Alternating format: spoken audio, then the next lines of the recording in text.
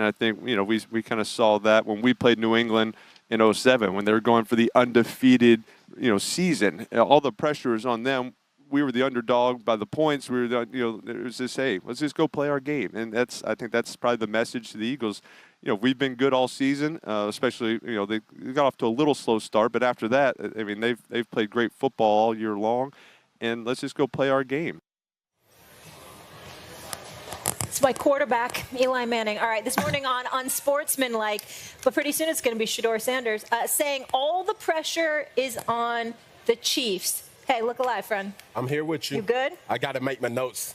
Danny Boy's back. I got to make you got to come ready. You got to come ready. I have when to. CEO is it's on the set. Okay. But I would say it like this. I would say it like this. For me, the Chiefs is playing with house money.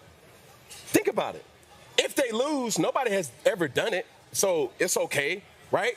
If I'm Jalen Hurts, if I'm the Philadelphia Eagles, I then now look at a situation that says, man, I don't want to be a Lamar. I don't want to be a Josh. I don't want to be a Joe. Because Patrick Mahomes has beat them all. The pressure is on the Eagles to win more so. And, yes, Danny boy. Look at his face. I see it. It's no pressure, man. The Kansas City Chiefs are doing something that nobody else has ever done. Nobody else even came close to, came close possibly, but didn't make it back to the Super Bowl. Not to this, though, to this magnitude. If they lose, it's like, okay, yeah. But they're just like everybody else then. They're just like the Cowboys in the 90s who won 2 in a row, or, some of the San Francisco 49ers teams or the Steelers. They're doing to have the opportunity to do something that no one's done in this league. I don't think anyone's won 3 in a row since 65 to 67. That was before the Super Bowl era. Yeah, the NFL championship. It was the Green Bay Packers. The chance to do something that no one has ever done, to write your name in history. And everyone constantly says, Patrick has vocally, publicly said, I want to chase down Tom Brady. He will not do it unless he wins this one. You got to have a feather in your belt that says that you did something differently. It's also we now put Andy Reid in the conversation with Bill Belichick. He is not there right now. He's flirting with it. That's fair. We put Chris Jones in the conversation for the greatest big game defensive tackle ever. We put Spags as the best defensive mind in football ever. We put Patrick up there with Tom, or very much so in that conversation. To have the chance to do that, because none of it happens if they lose. They're just a team that, we got 2 in a row. Not just a team. No, but they're not a dynasty. They're not a team that did something no one else has done. But I look at it like this. I ask you, who has the better team? Player for player. Philadelphia. So now that's where the pressure is, because they know they got the better team. Better running backs, wide receivers. Travis is better tight end than Goddard. Offensive line. Philly. Defensive line. Philly. That's where the pressure is. And Mahomes. But Philly's built for the long haul. This is why I disagree with Eli, because the Patriots hadn't really played any close games that year. The Giants said if we can get them to the fourth quarter, we can drag them to the deep and we can drown them. Patrick Mahomes has played all close games all year. And not only that, you had Tom Brady laughing at the thought that the Patriots would be held to 17 points. That's what we look for, 14 to 17 points. So you had that element going on. I'm going to agree with Shannon on this one for another reason. Philadelphia, where I worked for 17 years, you lost the Super Bowl 2 years ago. And by the way, because it's Patrick Mahomes, regardless of who the hell is in the AFC, all of us sit here and say, we don't think he's taking some 10-year break before he's back. Right. Philadelphia, we don't know what's going to happen with them. Yeah, we don't know. No, we don't know. No, I'm saying they lose this game. This is a second bite at the apple inside of 3 years. You lose another Super Bowl to the Kansas City Chiefs. Look at what happened. San Francisco lost a couple of Super Bowls to Kansas City. Where they at right now? No, he just said they're built to last. Philly's built to last. I'm not trying to tell you that they're not going to be a formidable team, but we're talking about opportunities missed.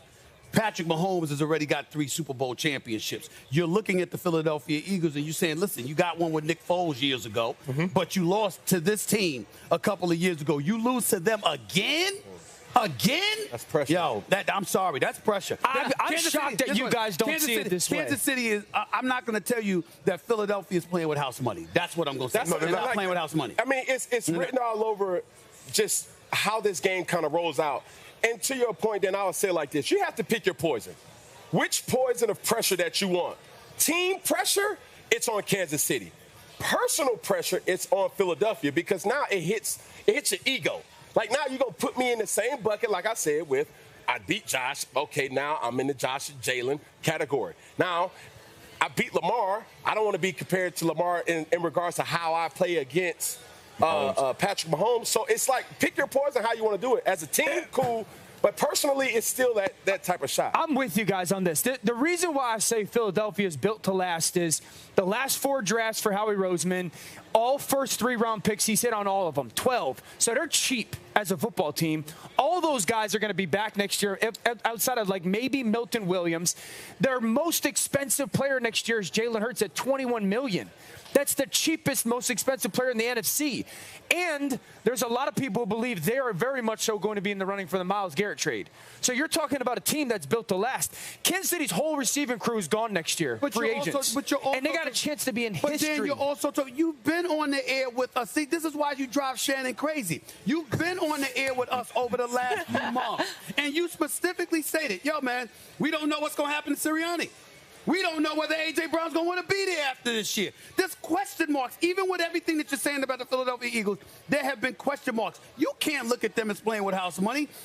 I'm not saying it's personal pressure. They got to show up. I'm telling you right now, it's going to be bad for them. They lose this game. I'm not saying it's house money. What I am telling you is this. One team has the chance to do something no one in this league has ever done. Okay. No coach, no quarterback, no team has ever done. They will not get another opportunity. And the Eagles got a chance to beat the San Francisco 49ers under Kyle Shanahan. Lose the Super Bowl. The Eagles have Howie Roseman. And as long as Howie Roseman is their general manager, that team is going to be in the mix. Hold on. Can I pause for one second? When he makes the case, that argument that way, I'm swayed. I'm actually with Dan and feel like the pressure is on the Kansas. Well, you go ahead and be with him. But Molly, no, seriously, because honestly, you're a Hall of Famer. You're a champion.